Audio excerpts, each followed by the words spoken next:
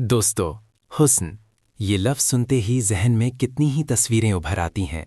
फूलों की कशिश, सुबह की शफ़क़ की सुर्खी, चांदनी रात का जादू, ये सब हुस्न ही तो है। और इंसान भी तो इसी हुस्न का एक नमूना है। अल्लाह ने इंसान को बेहतरीन साख्त पर बनाया, उसे हसीन बनाया। लेकिन दोस्तों, एक गहरी हकीकत है, हर नेमत एक इम्तिहान भी है। जिस हुस्न को देखकर आंखें ठंडी होती हैं, वही हुस्न कभी कभी आंखों की गर्मी बन जाता है। जिस खूबसूरती को देखकर दिल खुश होता है, वही खूबसूरती कभी दिल की आजमाइश बन जाती है। और जब हुस्न फितना में बदल जाए, तो फिर इंसान की असल अज़मत का इम्तिहान शुरू होता है। ये इम्तिहान आसान नहीं होता। ये वो कसौटी है जिस पर इंसान के ईमान, उसके सब्र और उसकी रूहानी ताकत को परखा जाता है। और आज हम इस कसौटी की सबसे बड़ी दास्तान सुनने वाले हैं। कुरान हकीम की वो मुक़द्दस सूरा जिसे पढ़ते हुए रसूलुल्लाह सल्लल्लाहु अलैहि वसल्लम की आंखें नम हो जाती थीं। वो कहानी जिसे ख़ुद खालिक़ कायनात ने अहसनुल क़सस का लक़ब दिया। सबसे उम्दा, सबसे हसीन, सबसे कामिल कहानी। हज़रत यूसुफ़ अलैहिस्सलाम की वो लाजवाल दास्तान जो सदियों से आँखों को नम और दिलों को रोशन कर रही है। ये सिर्फ़ एक नबी की स्वानह उम्री नहीं, ये इंसानी नफ्सियात का मुकम्मल और जामे नक्शा है। ये मोहब्बत की पाकीज़गी और हवस की आलूदगी का फ़र्क है। ये हुस्न की नेमत और फितना की मुसीबत का इम्तिहान है। ये जुल्म की तारीकी और इंसाफ की रोशनी का तकाबुल है। ये दुनिया की चमक दमक और आखिरत की याद का मुआजना है।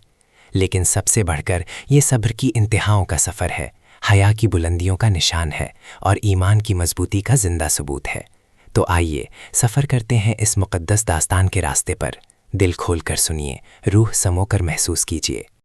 हमारी कहानी शुरू होती है एक घराने से, हज़रत याकूब अलैहिस्सलाम, जो खुद एक नबी हैं, और उनका प्यारा बेटा यूसुफ़ अलैहिस्सलाम।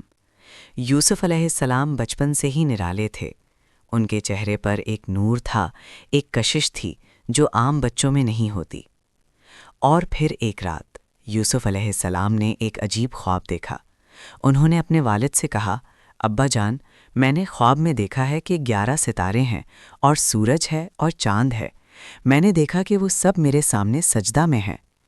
हज़रत याकूब अलैहिस्सलाम दिल ही दिल में समझ गए, ये कोई आम ख्वाब नहीं था, ये तो मुस्तक़बिल की खबर थी। ये तो अल्लाह की तरफ से एक अजीम मनसब की पेशगी इत्तला थी। उन्होंने यूसुफ़ अलैहिस्सलाम को गले लगाया और कहा, मेरे बेटे, अपना ये ख्वाब अपने भाइयों को ना बताना। लेकिन क्यों? क्योंकि हज़रत याकूब अलैहिस्सलाम जानते थे इंसान की फ़ितरत को। वो जानते थे कि हसद एक ऐसी आग है जो दिल को जला देती है, अक़ल को खा जाती है। और इनके दूसरे बेटे वो यूसुफ़ अलैहिस्सलाम के हुस्न और उनके वालिद की खुसूसी मोहब्बत से जलने लगे थे। एक दिन भाइयों ने आपस में मशवरा किया, यूसुफ़ और उसका भाई हमारे वालिद को हमसे ज़्यादा प्यारे हैं, हालांकि हम एक मज़बूत ग्रोह हैं। वाकई हमारे वालिद सरी गलती में है। सोचिए, अपने ही बाप को गलत करार देना सिर्फ़ इसलिए कि वो एक मासूम बच्चे से मोहब्बत करते हैं। ये था हसद का पहला जहर। और फिर उन्होंने फ़ैसला किया, यूसुफ़ को कत्ल कर दो या उसे किसी दूर दराज ज़मीन में फेंकाओ। क्या खौफनाक सोच है, अपने ही खून के पेचे, अपने ही भाई के कत्ल का मंसूबा। हसद ने उन्हें इतना अंधा कर दिया था कि रिश्तों की पाकीज़गी, भाईचारे की मुक़द्दसियत, सब कुछ भूल गए। इनमें से एक भाई, जिसके दिल में थोड़ी सी इंसानियत बाकी थी, बोला, यूसुफ़ को कत्ल मत करो। अगर तुम कुछ करना ही चाहते हो तो उसे कुएं की गहराइयों में डाल दो। मंसूबा बन गया और एक दिन उन्होंने यूसुफ़ अलैहिस्सलाम को सैर के बहाने जंगल में ले गए। सोचिए इस मंज़र को, एक मासूम बच्चा, उसके अपने भाई, जंगल की वीरानी, और फिर वो कुआं, गहरा, तारीक, खौफनाक। भाइयों ने यूसुफ़ अलैहिस्सलाम को कुएं के किनारे खड़ा किया। शायद यूसुफ़ अलैहिस्सलाम समझ गए थे, शायद उनके मासूम दिल ने महसूस कर लिया था कि कुछ गलत होने वाला है, लेकिन वो खामोश रहे। एक भाई ने कहा, यूसुफ़, नीचे देखो, कितना खूबसूरत पानी है। यूसुफ़ अलैहिस्सलाम ने झुककर देखा और उसी लम्हे थक्का। यूसुफ़ अलैहिस्सलाम कुएं की तारीक गहराइयों में गिरे। ऊपर से भाइयों की आवाज़ें आईं, ए बाबा, यूसुफ़ को भेड़िया खा गया। लेकिन नीचे कुएं की तारीकी में यूसुफ़ अलैहिस्सलाम जिंदा थे, پانی نے انہیں بچا لیا تھا۔ تنہائی تھی، خوف تھا، لیکن اس سب کے بیچ ایک چیز تھی جو انہیں مضبوط رکھے ہوئے تھے، اللہ پر یقین۔ یوسف علیہ السلام نے دعا کی، اے میرے رب، تو نے مجھے یہاں اتارا ہے، تو ہی مجھے یہاں سے نکالے گا۔ یہ تھا صبر کا پہلا سبق۔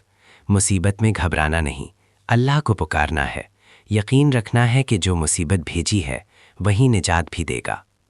ادھر بھائیوں نے یوسف علیہ السلام کا کرتا بکری کے خون سے رنگ دیا اور روتے پیٹتے باپ کے پاس پہنچے۔ ہم دوڑ لگا رہے تھے، یوسف کو ہمارے سامان کے پاس چھوڑ آیا تھا اور بھیڑیا آ کر اسے کھا گیا۔ حضرت یعقوب علیہ السلام نے خون آلود کرتا دیکھا، ان کا دل ٹوٹ گیا، لیکن وہ سمجھدار تھے۔ انہوں نے کہا، بلکہ تمہارے نفسوں نے تمہارے لیے ایک کام خوبصورت بنا لیا ہے، بس خوبصورت صبر ہے۔ اور پھر ان کی آنکھیں سفید ہو گئیں۔ غم نے انہیں بینائی سے محروم کر دیا، لیکن ان کے دل کی آنکھیں کبھی بند نہ ہوئیں۔ وہ جانتے تھے یوسف زندہ ہے۔ ادھر کنویں میں یوسف علیہ السلام تیر رہے تھے۔ ایک قافلہ آیا۔ انہوں نے پانی بھرنے کے لیے اپنا ڈول کنویں میں ڈالا۔ ڈول جب باہر نکلا تو اس میں ایک حسین لڑکا تھا۔ قافلے والے حیران رہ گئے، مبارک ہو، یہ تو ایک لڑکا ہے۔ انہوں نے یوسف علیہ السلام کو چھپا لیا اور جب مصر پہنچے تو بازار میں بیچ دیا۔ قیمت لگی چند درہم، ایک نبی چند سکوں کے عوض۔ خریدا انہیں مصر کے امیر ترین شخص عزیز مصر نے۔ عزیز کی بینی زلیخا نے جب یوسف علیہ السلام کو دیکھا تو کچھ ہو گیا، اس کے دل میں ایک آگ سی لگ گئی۔ دوستو، یہاں تک ہم نے دیکھا کہ حسد کی آگ نے بھائیوں کو اندھا کر دیا۔ کنویں کی تاریکی نے یوسف علیہ السلام کو گھیر لیا، لیکن اللہ کی مدد آئی اور وہ مصر پہنچ گئے۔ وہاں ان کا حسن دیکھ کر مصر کی عورتیں اپنے ہاتھ کاٹ بیٹھیں، اور پھر زلیخا، عزیز مصر کی بیوی، اس کے دل میں ایک آگ سی لگ گئی۔ یوسف علیہ السلام کے حسن نے اسے بے تاب کر دیا۔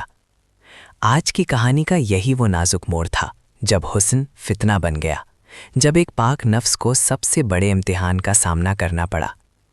لیکن کیا ہوا جب زلیخا نے یوسف علیہ السلام کو اپنے محلوں میں بلایا؟ دروازے بند کر دیے گئے، سب کو باہر بھیج دیا گیا اور یوسف علیہ السلام تنہا رہ گئے اس فتنے کے سامنے۔